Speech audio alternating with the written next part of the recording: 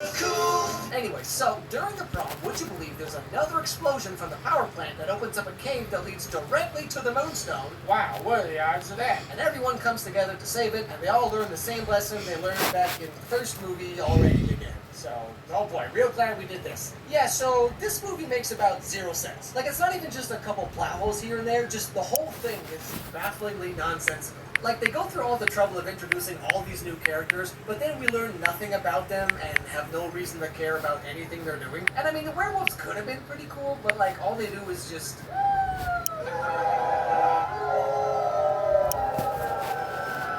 But all the same, just like with Descendants, I think the world they built definitely has potential, but this is what we got.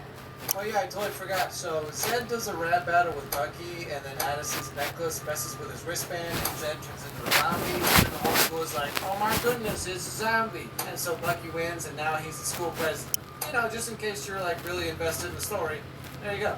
You know, something about this movie that I thought was like interesting or whatever is how Addison's whole thing throughout this movie is that she feels like she doesn't belong, she doesn't fit in with anyone or anywhere, and she feels like an outsider. And yet, throughout this movie, multiple times, the entire school just does whatever she says, right?